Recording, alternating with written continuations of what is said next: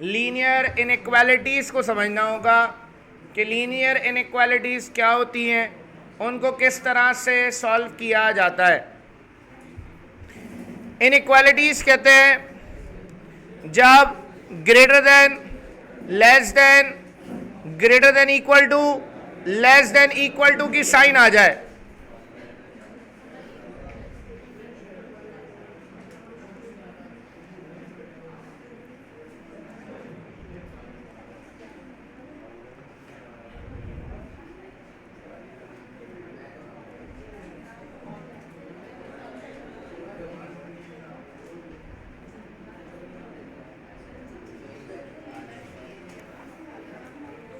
बेटा हमारे पास एक इक्वेशन है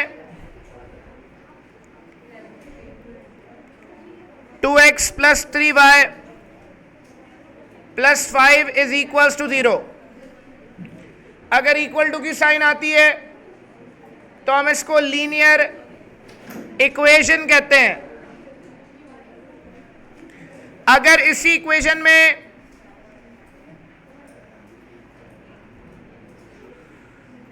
ग्रेटर देन की साइन आ जाए, लेस देन की साइन आ जाए, ग्रेटर देन इक्वल टू की साइन आ जाए और लेस देन इक्वल टू की साइन आ जाए, तो ये लीनियर इनइक्वालिटीज कहलाती हैं।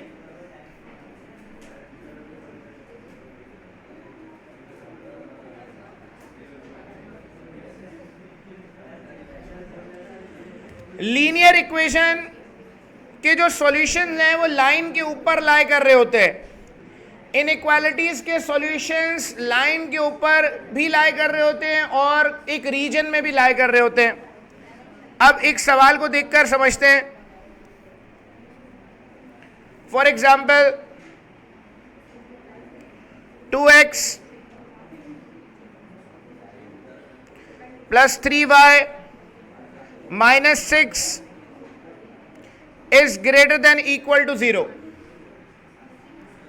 असल में ये टॉपिक फेडरल बोर्ड का टॉपिक है। सिंध बोर्ड में तो 2022 में आया है और फेडरल बोर्ड में कुछ चीज़ें एक्स्ट्रा हैं सिंध बोर्ड के हिसाब से, और वहाँ पर नस के टेस्ट में ये टॉपिक आता है और काफ़ी बार आया है क्योंकि बहुत पुराना टॉपिक है वहाँ पर।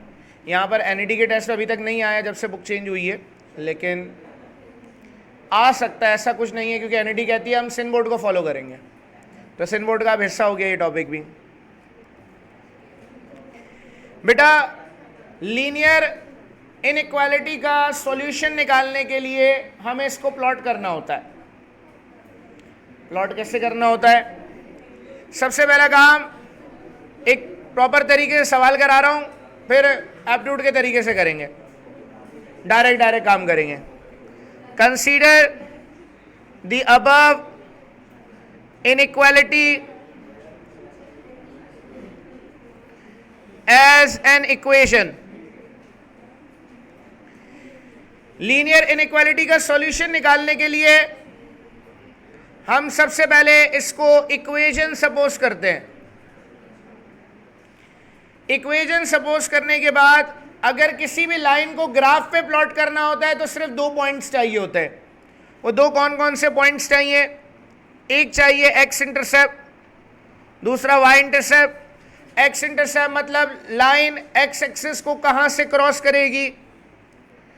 एक्स इंटरसेप्ट के लिए हम y की जगह 0 सब्स्टिट्यूट कर देंगे।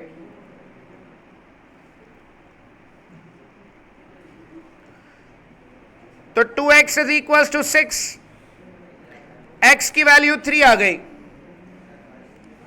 पॉइंट आ गया 3,0। For y intercept we put x is equal to 0, तो हम इक्वेशन में x की जगह 0 रख देंगे।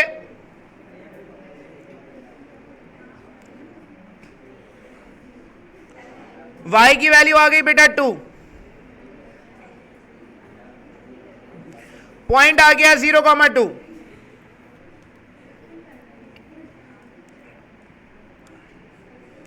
एक रफ ग्राफ बनाएंगे आप, एक लाइन आपने यहां बना ली।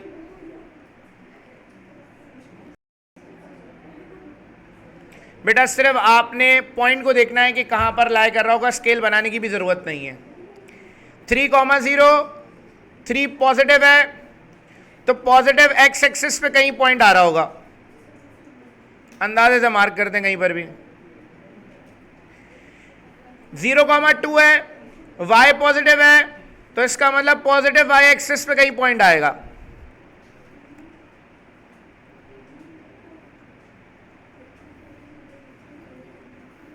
बेटा इन दोनों पॉइंट से पास करने वाली लाइन हम यहां बना लेंगे। तो हमने इस इक्वेशन को प्लॉट कर दिया।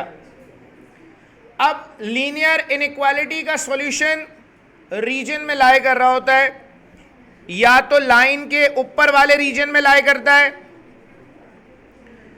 या तो लाइन के नीचे वाले रीजन में लाई करता है सॉल्यूशन।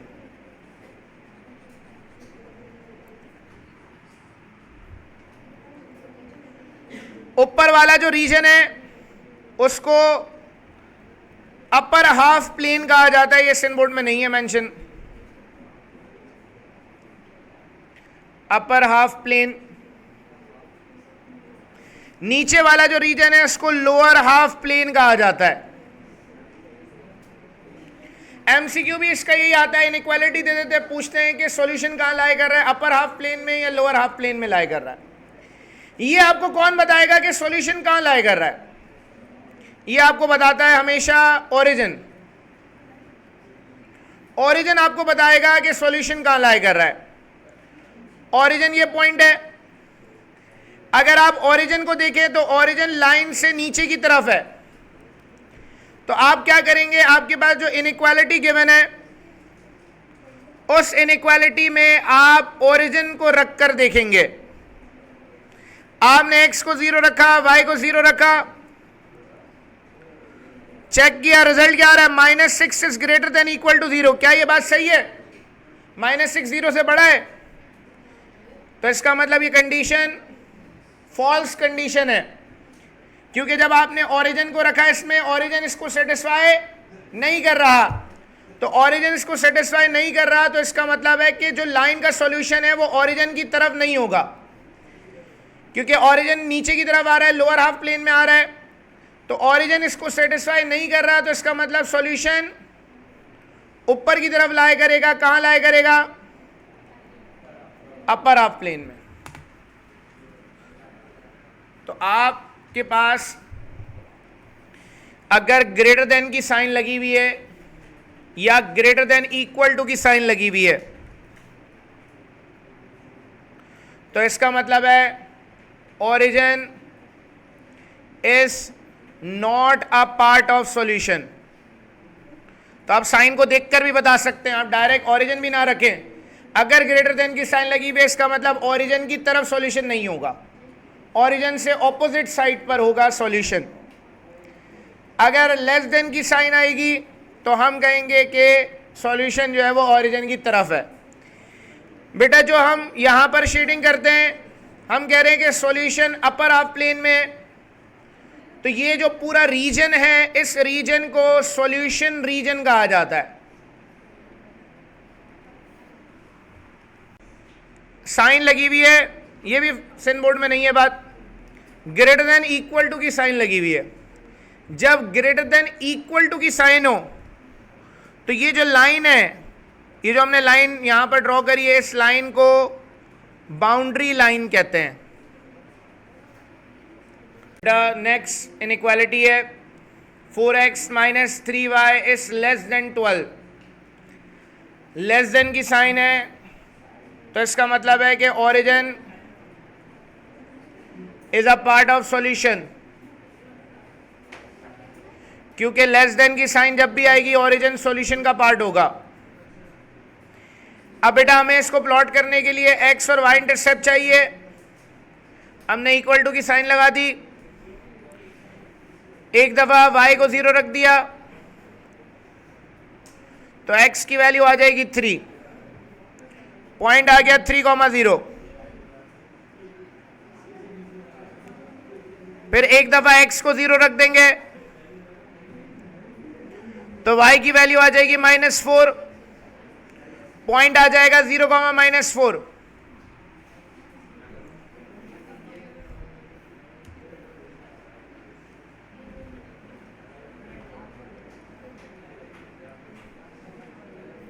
इसका ग्राफ प्लॉट करेंगे।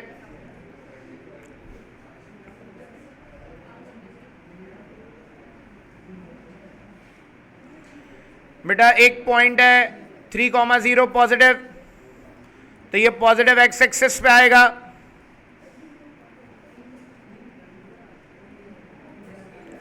दूसरा पॉइंट है 0,-4, तो नीचे आएगा नेगेटिव वाई एक्सिस पे।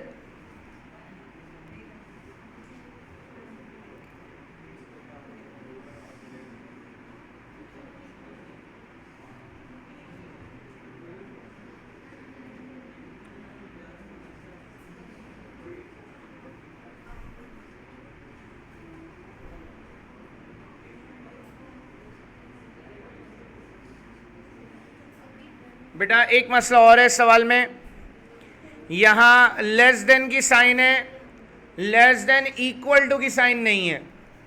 जब इक्वल टू की साइन नहीं होगी तो परमानेंट लाइन नहीं बना सकते, बाउंड्री लाइन नहीं बना सकते, हमें डैश डालने होते हैं ऐसे।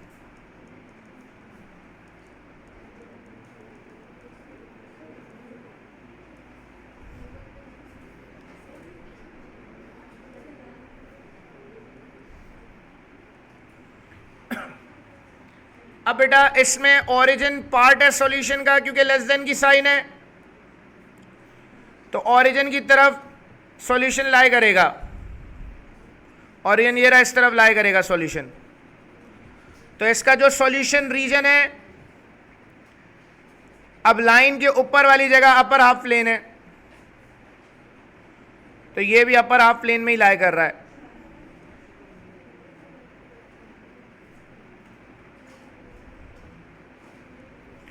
तो सॉल्यूशन इसका अपर हाफ प्लेन में होगा।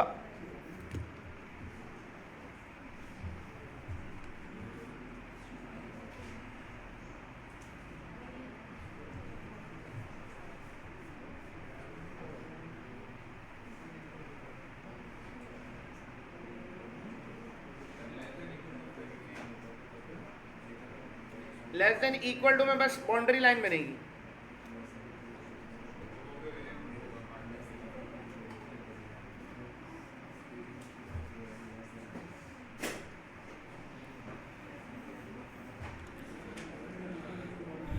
बस शर्त ये है कि x और y, x का कोफिशिएंट पॉजिटिव होना चाहिए, इस साइड वाला नंबर भी पॉजिटिव होना चाहिए। वैसे नॉर्मली पॉजिटिव ही होता है।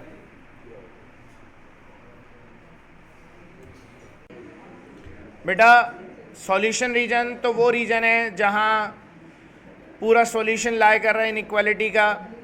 अब दूसरे रीजन की बात हो रही है जिसको कहते हैं फीजिबल रीजन, या इसका दूसरा नाम है सॉल्यूशन स्पेस।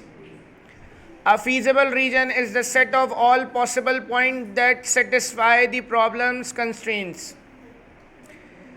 Constraints का मतलब है restriction,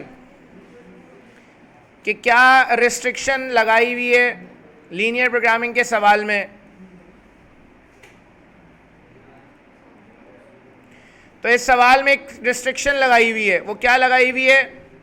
नॉर्मली जो रिस्ट्रिक्शन लगती है वो यही होती है, x is greater than 0, greater than equal to 0, y is greater than equal to 0। x और y greater than equal to 0 का मतलब क्या है?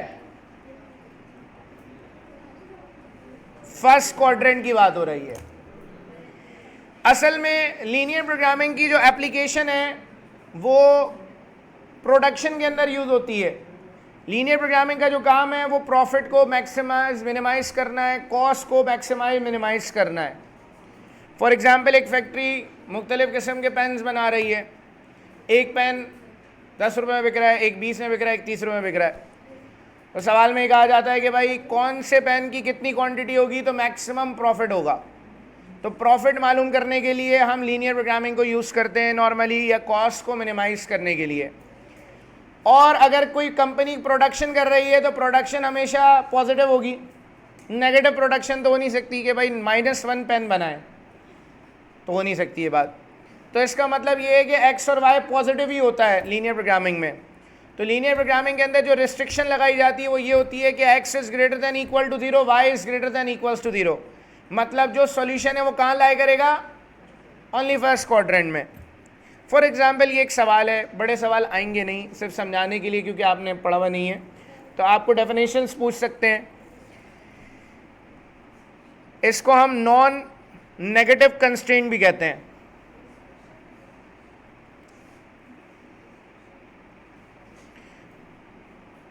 नॉन नेगेटिव कंस्ट्रेंट कहते हैं इसको, क्योंकि ये बात हो रही है सारी पॉजिटिव वैल्यूज़ की या ज़ीरो की। बेटा सॉल्यूशन निकालने का वही तरीका होता है कि आपके पास इक्वेशन है 5x plus y is equals to 10। आपने यहाँ x की जगह y की जगह 0 रखा, तो आपके पास x आ गया 2, पॉइंट आ गया आपके पास 2,0। इसी इक्वेशन में आपने y इंटरसेप्ट निकालने के लिए x को 0 रखा, तो y की वैल्यू 10 आ गई, पॉइंट आ गया 0,10। दूसरी इनइक्वालिटी को कंसीडर किया, 60 लिख दिया मदद, 6, x plus y is equals to 6।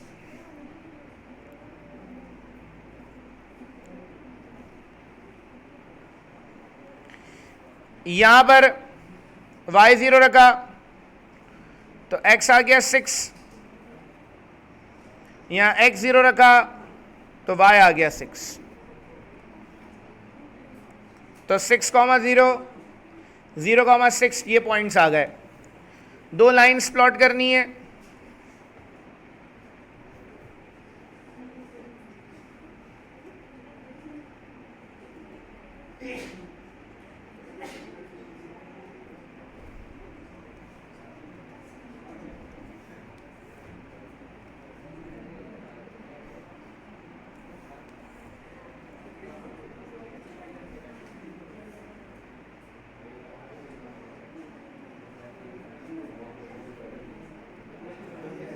एक पॉइंट है 2,0, पहली लाइन का दूसरा पॉइंट है 0,10।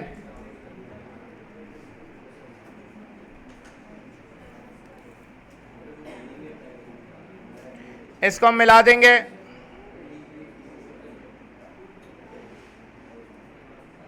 ये एक लाइन बन गई।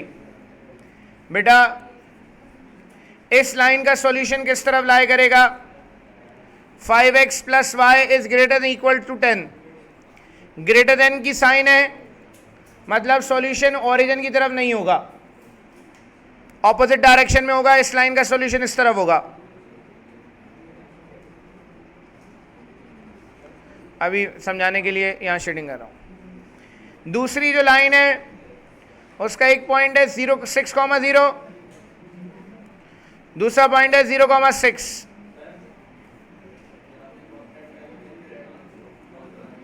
कंस्ट्रेंट मतलब रिस्ट्रिक्शन।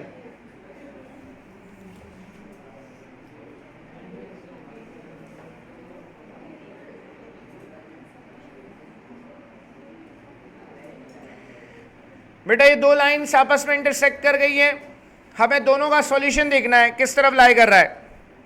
जो पहली लाइन है उसका सॉल्यूशन ओरिजिन की तरफ लाई नहीं कर रहा है, इस तरफ लाई करेगा क्योंकि उसमें ग्रेटर देन की साइन है। दूसरी लाइन में लेस देन इक्वल टू की साइन है, तो इसका मतलब है कि ओरिजिन जो है वो पार्ट ऑफ सॉल्यूशन होगा, इसका सॉल्यूशन इस तरफ लाई कर रहा है। दूसरी जो लाइन है उसमें सॉल्यूशन ओरिजिन की तरफ है, मतलब नीचे की तरफ लाई कर रहा है। जब दो लाइंस इंटरसेक्ट करती हैं तो सॉल्यूशन भी कौन सा देखा जाता है, वो सॉल्यूशन देखा जाता है जहां पर दोनों रीजन्स इंटरसेक्ट कर रहे हैं।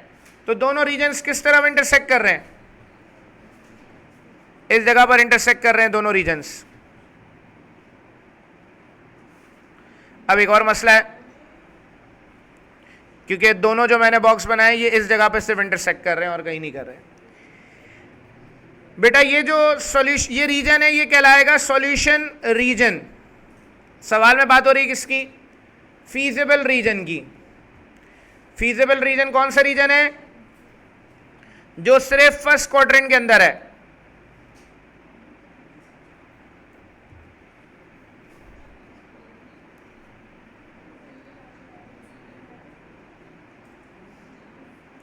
तो फर्स्ट क्वाड्रेंट के अंदर जो रीजन लाई कर रहा है वो ये वाला रीजन है। ये जो अंदर रीजन है, इस रीजन को फीजिबल रीजन कहा जाता है, क्योंकि फर्स्ट क्वाड्रेंट के रीजन को फीजिबल कहते हैं, उसके बाहर वाले को नहीं कहते। बेटा इस रीजन में ये कुछ कॉर्नर्स बन रहे हैं, एक ट्रायंगल बन रहा है, इसके जो कॉर्नर्स बन रहे हैं, इन कॉर्नर्स को कॉर्नर पॉइंट्स कहा जाता है। तो ये फीजिबल रीजन के कॉर्नर पॉइंट्स कहलाते हैं। तो समझाने के लिए बताया, फीजिबल रीजन की ज़्यादातर डेफिनेशन पूछी जाएगी, अगर पूछी जाएगी। नहीं आई समझ में बात, दोबारा समझा देते हैं। क्या चीज़ नहीं समझ आई? शेडिंग नहीं समझ आई? ठीक है।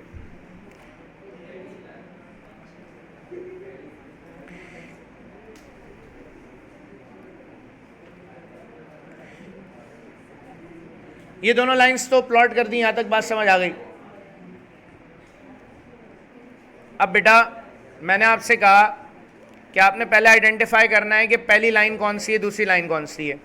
तो ये जो ब्लू लाइन बनाई थी ये पहली लाइन है। अब ये जो ब्लू लाइन है इसका सॉल्यूशन किस तरफ लाई कर रहा है? इसमें बेटा ग्रेटर देन इक्वल टू की साइन है। ग्रेटर देन की साइन आ जाए तो इसका मतलब origin is not a part of solution. Origin जो है वो सॉल्यूशन का हिस्सा नहीं होगा। तो इस लाइन के लिए ओरिजिन किस तरफ है? नीचे की तरफ है ओरिजिन, ये रहा। तो इस लाइन के लिए ओरिजिन सॉल्यूशन नहीं है। तो कौन सी जगह सॉल्यूशन है? ओरिजिन के ऊपर वाला हिस्सा, मतलब अपर हाफ प्लेन इस लाइन का।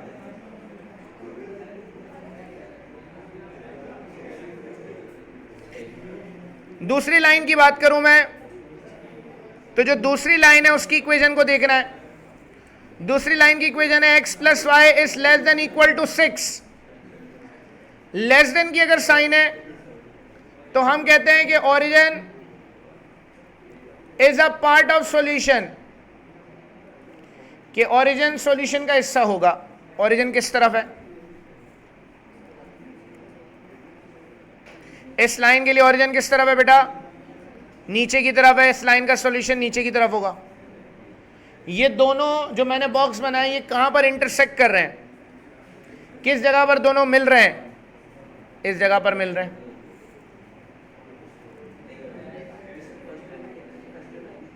और कहीं नहीं मिल रहे।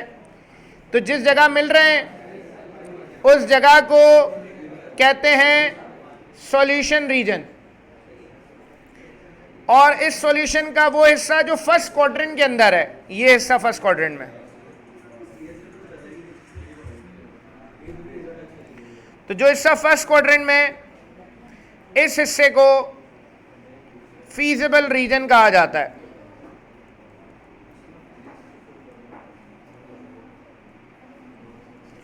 या फिर इसको सॉल्यूशन स्पेस कहते हैं।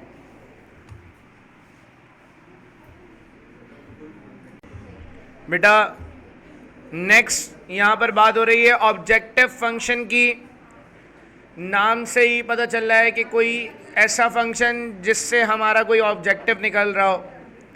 An objective function expresses the main aim of the linear programming problem which is either to be maximized or minimized।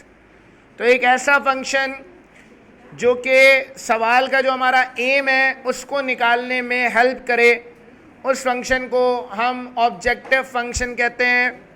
Objective function या तो रिजल्ट को मैक्सिमाइज करने के लिए यूज़ किया जाता है या फिर मिनिमाइज करने के लिए यूज़ किया जाता है। अभी एक सवाल मैं दिखाता हूँ, उसका फर्स्ट ईयर का लॉन्ग है, एप्टीट्यूड में नहीं आना, लेकिन आपको कॉन्सेप्ट क्लियर हो जाएगा कि ऑब्जेक्टिव फंक्शन क्यों यूज़ होता है, क्या है ये चीज़। आपको ये बताने के लिए कि लीनियर प्रोग्रामिंग इस्तेमाल कहाँ होती है, ऑब्जेक्टिव फंक्शन बनता कैसे है, होता क्या है, उसके लिए ये सवाल सिर्फ दिखा रहा हूँ। आना नहीं है भाई इतना लंबा, क्योंकि लीनियर प्रोग्रामिंग बोर्ड के अंदर तो लॉन्ग में आती है। बेटा इधर देखिएगा सब। A landlord has 50 hectares of land to grow 2 crops X and Y. with profit per hectare are estimated as rupees 10,500 and 9,000 rupees respectively. To control weeds, a liquid herbicide no more than 800 liters is to be used for crops X and Y at rate of 20 liters and 10 liters per hectare. How much land should be allocated to each crop so as to maximize the profit? तो इस सवाल का objective क्या है? इसका objective है कि maximise करना है प्रॉफिट को। तो आपने एक ऑब्जेक्टिव फंक्शन भी बनाना होता है और फिर इनइक्वालिटी बनानी होती है और इसको सॉल्व करना होता है। बेटा प्रॉफिट आपको बता दिया है कि जो एक्स क्रॉप है उसके लिए जो प्रॉफिट होगा वो 10,500 होगा पर हेक्टर, वाई क्रॉप के लिए 9,000 पर हेक्टर होगा। तो बेटा हमने यहां लिख दिया profit per hectare for x है रुपीज 10,500, वाई के लिए रुपीज 9,000। आगे कहा जा रहा है to control weeds a liquid herbicide no more than 800 litres is to be used for crops x and y. कह रहे हैं एक्स क्रॉप के लिए लिक्विड यूज करना है 20 लीटर्स, वाई के लिए यूज करना है 10 लीटर्स। तो एक्स क्रॉप के लिए यहां पर 20 लीटर्स और यहां के लिए 10 लीटर्स। बेटा अगर 1 हेक्टर पर फसल उगाते हैं एक्स तो प्रॉफिट होगा 10,500। 2 हेक्टर्स पर उगाते हैं तो 10,500 मल्टीप्लाई बाई 2। 3 हेक्टर्स पर उगाते हैं तो 10,500 मल्टीप्लाई बाई 3। तो अगर x हेक्टर्स पर उगाएंगे तो प्रॉफिट होगा 10,500x। इसी तरह y क्रॉप की बात करें तो y हेक्टर्स पर उगाएंगे से तो प्रॉफिट होगा 9,000 y। तो x क्रॉप के लिए जो प्रॉफिट हो रहा है वो 10,500 है, y के लिए जो प्रॉफिट हो रहा है वो 9,000 y है। तो टोटल प्रॉफिट कितना होगा? इन दोनों का सम हो जाएगा। तो बेटा टोटल प्रॉफिट होगा 10,500x प्लस 9,000y। ये जो हमारे पास एक फंक्शन बना है एक्स वाई की फॉर्म में, इसको ऑब्जेक्टिव फंक्शन कहा जाता है। इस ऑब्जेक्टिव फंक्शन को मैक्सिमाइज करना है तो हम यहां पर लिखते हैं इसको सवाल में maximise z is equal to, ये ऑब्जेक्टिव फंक्शन बन गया, इसको मैक्सिमाइज करना है। टोटल जो लैंड है हमारे पास वो 50 हेक्टर्स की है जिसमें 2 किस्म की फसलें उगानी है।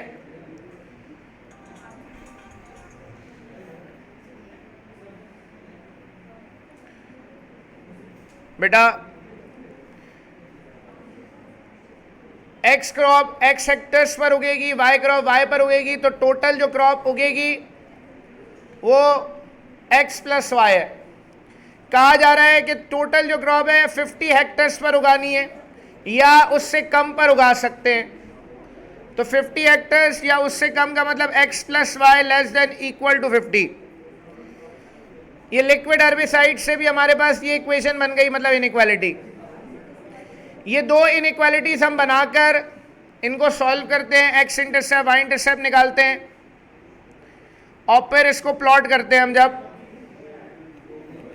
तो प्लॉट करने पर जो फर्स्ट क्वाड्रेंट का हिस्सा है, क्या चीज,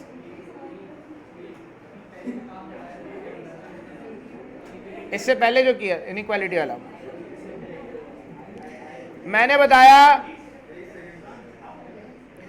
ये बताया बेटा कि टोटल जो हमारे पास लैंड है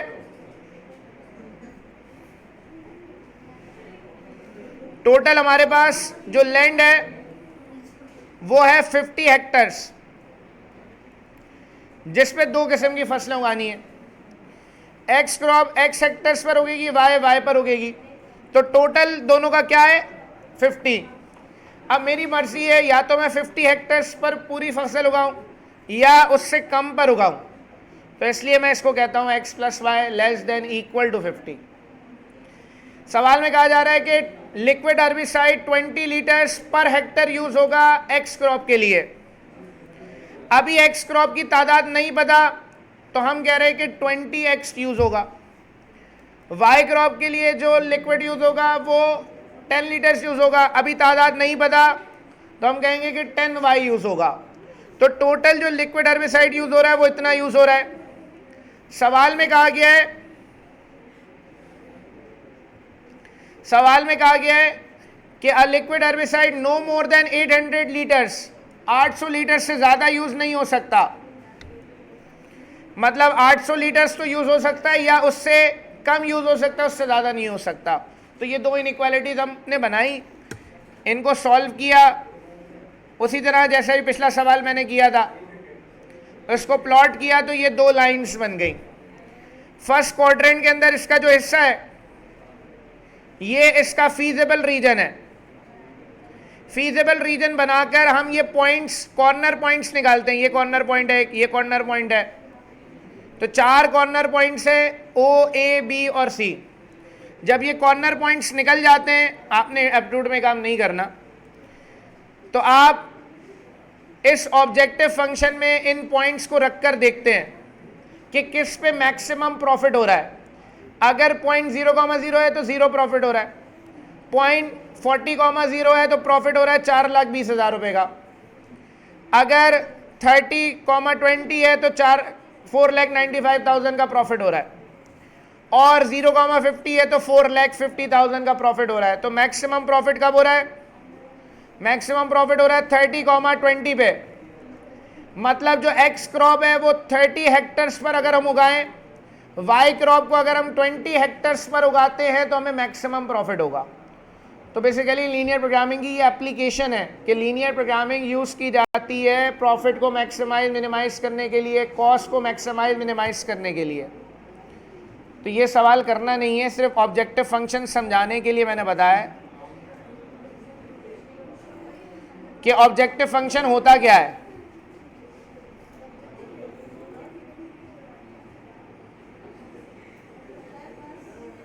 बस कर दें, चलें बस कर